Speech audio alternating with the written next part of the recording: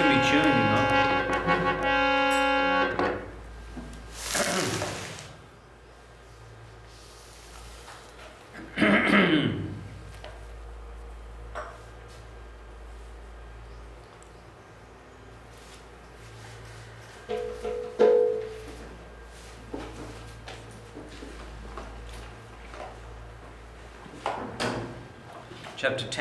Chapter 12 yesterday, Parikit, birth of Emperor Parikit. Some things you remember from chapter 12?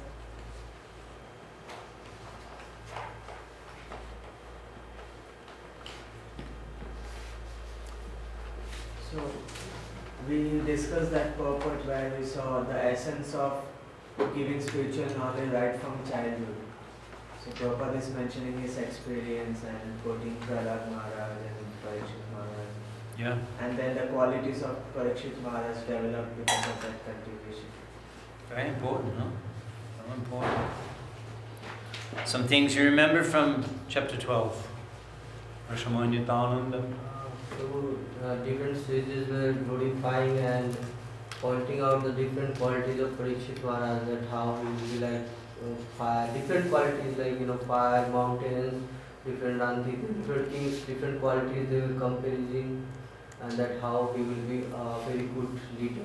And in the line of Guru, it was very nice. And astrological calculation also, which we discussed yesterday. Yeah, great science, Prabhupada called it.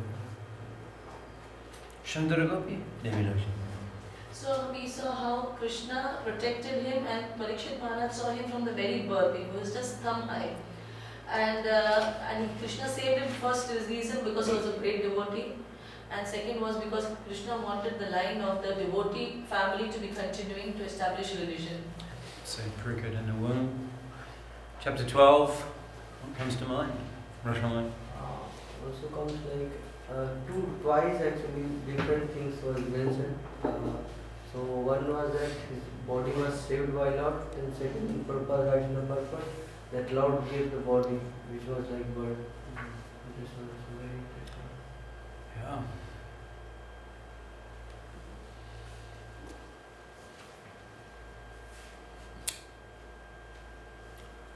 Parikit in the womb, saved by the Lord. Vedic astrology, we were discussing that.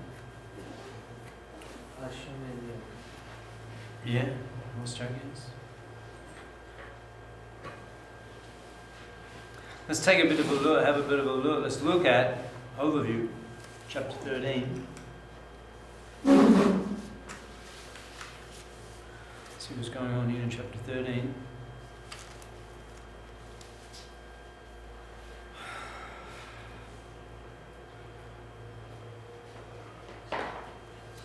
Okay, as we were discussing yesterday, Vidura. It's actually described in detail. The departure of Vidura is described in detail in the first chapter of third canto. First chapter of third canto, you'll see the incident there where they're in the palace and Dhritarashtra's there and they're having a court assembly of all the senior members of the family, and then Vidura he condemns the Duryodhana. He says, get rid of this, because as a result of attachment to this son, the whole of the dynasty will be destroyed. And then Duryodhana, he says, who you think you are, Dasiputra, the son of the maidservant. Just by our mercy, by your elder brother's mercy, you're kept, maintained in our palace. Get out, get out. And just leave him with nothing except his breath. So Vidura was insulted. And you can see he put his bow he was a Kshatriya, he put his bow by the door, and then he went on his pilgrim's progress. Mahatma Vidura, he's described as by Prabhupada. Mahatma Vidura, the pilgrim's progress. And at that time he met Maitreya. That's also discussed about. He wanted to take in instruction from Uddhava, who was present when Lord Krishna was departing, and he heard Uddhava Gita. 11th canto, which is all of the essential Bhagavad Tattva Gyan presented, Uddhav Gita. So Vidura wanted to hear from Uddhav, but because Maitreya, who also heard Uddhav Gita, Maitreya was his senior, so then Uddhav was not prepared to give spiritual instruction in the presence of his senior, and in this way he directed Vidura to take instruction from Maitreya. In that instance, Prabhupada comments that it's not the etiquette of the junior to give initiation in the presence of the more qualified, more senior acharya. And Prabhupada says that the first rites of initiation should be for the senior acharya. So the disciple shouldn't initiate in the presence of his guru if the guru is present, even though the disciple may be highly qualified. Just like we have the disciples of His Holiness Jayapataka Swami Maharaj, so highly qualified, so many, like a dozen, more, 15, 20 men. Renounced, uncompromised renunciation for 40 years. Brahmachari sannyasis, learned in philosophy, scholars, pandits, achar, prochar, nameda, kodaha, duikarjo, the two qualifications, achar, the behavior, and the prochar. Empowered preachers, highly qualified, definitely qualified in ISKCON standards in terms of giving initiation, but not in the presence of their initiating guru. This is Vaishnava culture. Even His Holiness Jayapataka Swami Maharaj mentioned to me that he's requesting his senior disciples to initiate, but they're not inclined to, for that reason. So, Vidura, he heard everything from Maitreya and now he's come back. And why does he come back? Why does he come back? That question's not there. It's a good question. Why does he come back? For his brother Dhritarashtra. Yeah, out of mercy for Dhritarashtra, came back.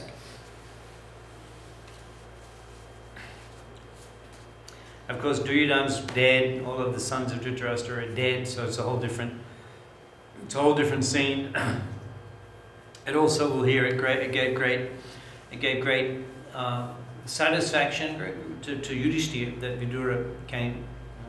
And there's some discussion of so much respect they showed to Vidura.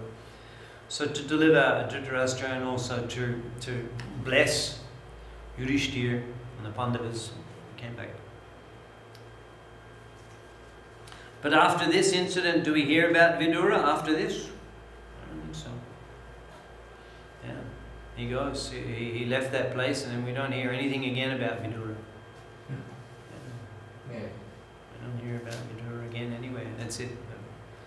You know, the pastimes there in the Krishna book and this is the Hastinapura, Krishna with Leela, pastimes with Krishna. But then we don't hear about Vidura again.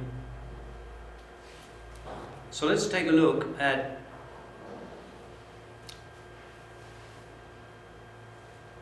Vidura's behavior. Now, why didn't Vidura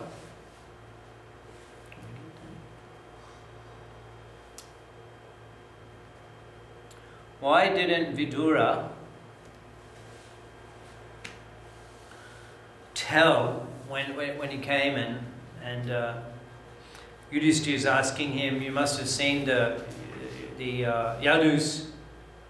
You must have seen the Yadus in Dwarka and how are they faring, and he's asking, in your travels you must have seen the Yadus.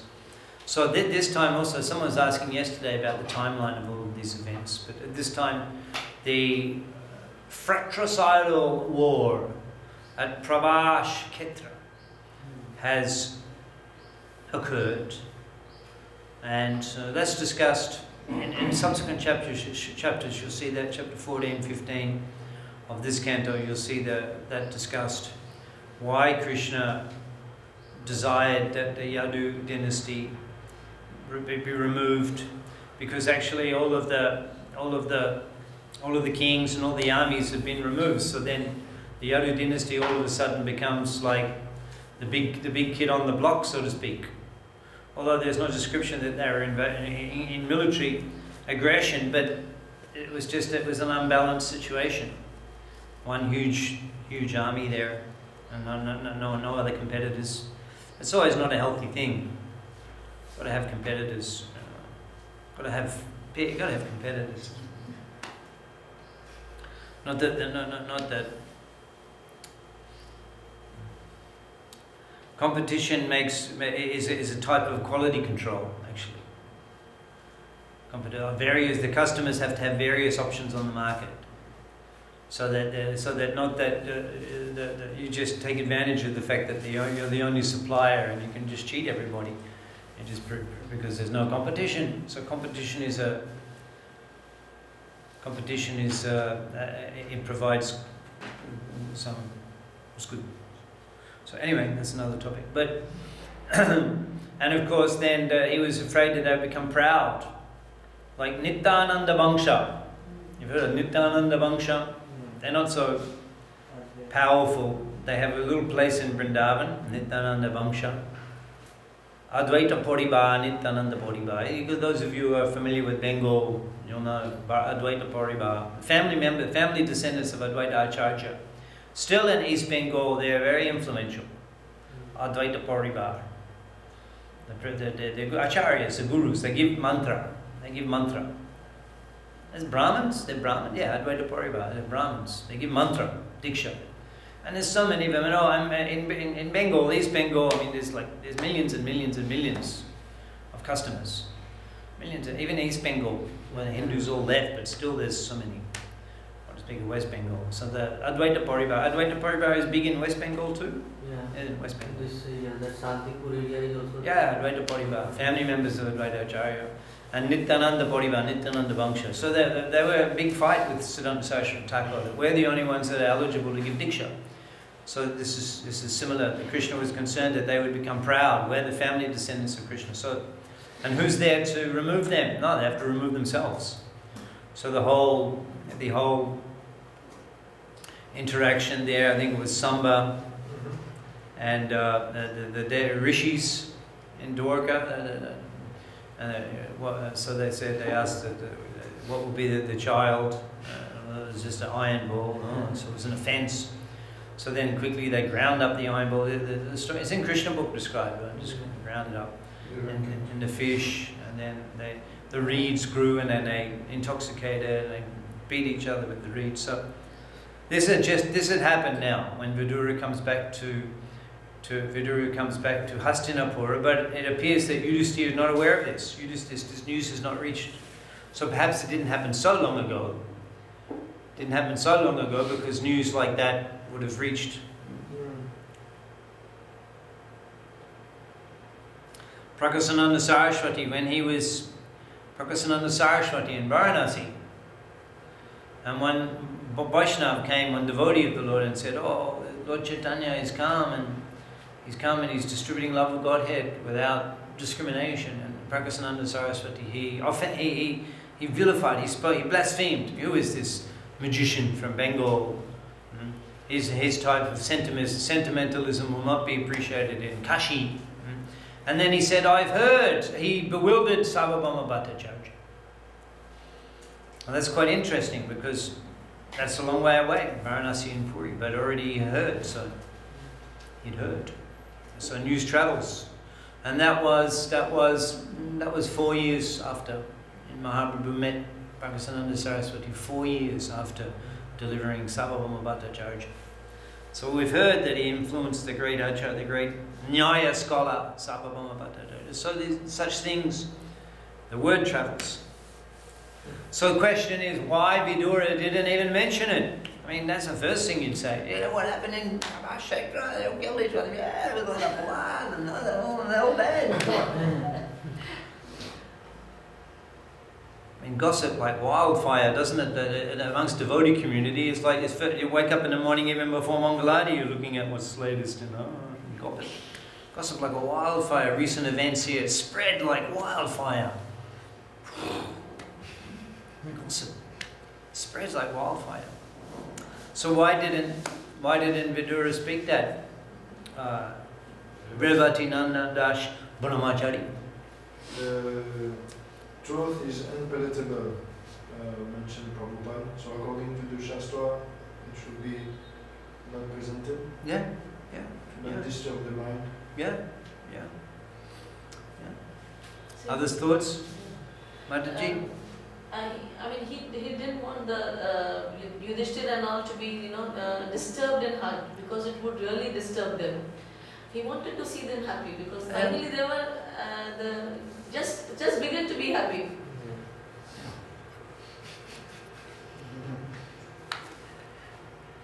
Please read. According to Niti Shastra, Siddhi laws, one should not speak an unpalatable truth to cause distress to others. Distress comes upon us in its own way by the laws of nature. So one should not aggravate it by propaganda. Our compassionate soul like Vidura, especially in his dealings with his beloved Pandavas, it was almost impossible to disclose an unpalatable piece of news like the annihilation of the Yadu dynasty.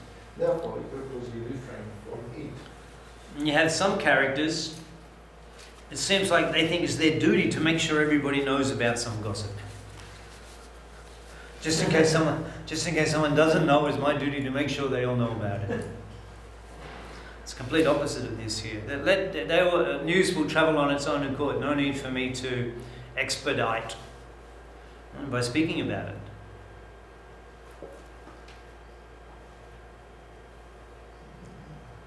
So we can learn some principles of Vaishnava behavior from this example of Vidura. Now let's take a look at the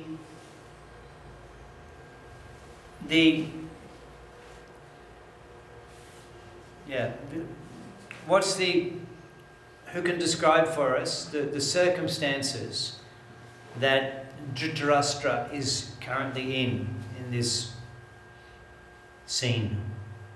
Dhritarashtra.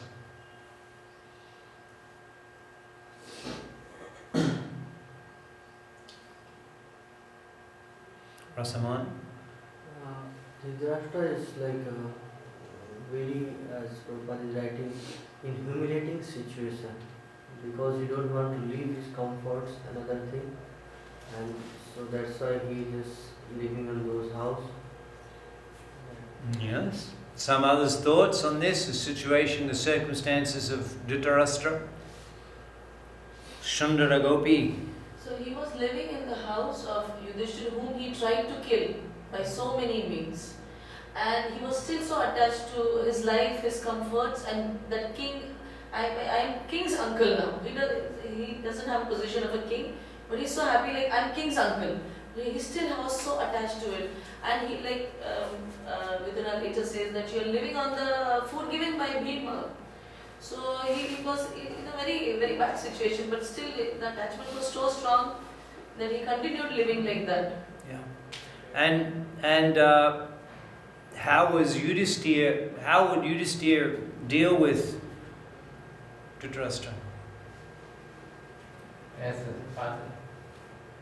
Yudhishthira dealing with even after the war, is still considered as a king and father. Yeah. As a real father. He is staying with them. Yeah, describes. How about that? The morning sadhana of Yudhisthira. You hear he goes, the worshipping and comes in to show respect to all the seniors. Who does that nowadays as a part of your morning routine? And he's the king. Imagine how busy he would have been. The king. Even these executive heads of countries, you see them 100. I think when Obama came to India, I think it was 1,500 people. 1,500. Obama, he came to India. Did Trump come to India? Yeah. He did. Forgot about it. 100,000. Obama came, 1,500 people. That's just for his personal staff. Just for his. That's not, diplomatic. That's just the catering, the tailors, and 1,500. And he's only the president of one little country. Yudhishthira is the emperor of the world. I mean, how much pressure, how much responsibility, but going through all those routines of going and showing respect, worship, puja, and then showing respect to the seniors.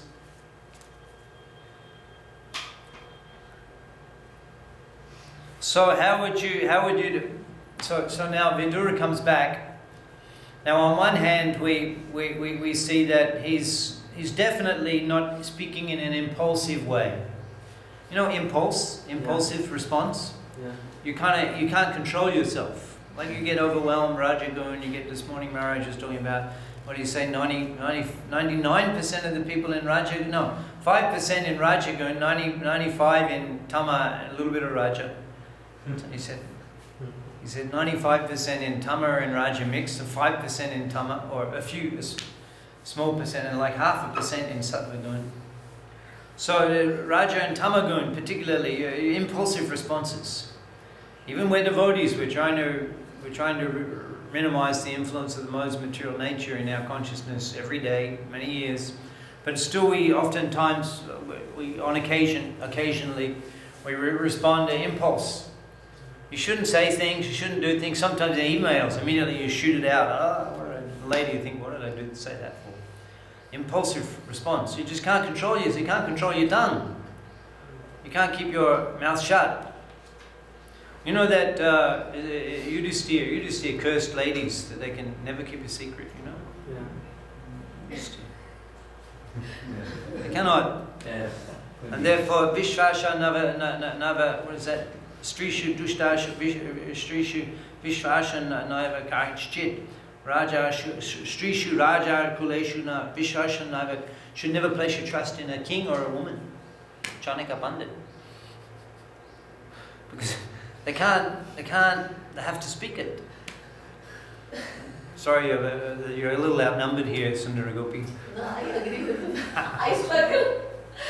I go through that every day. No, but it's great when it's great to have you here when we're searching for contributions and all these guys are just like they're still half asleep. The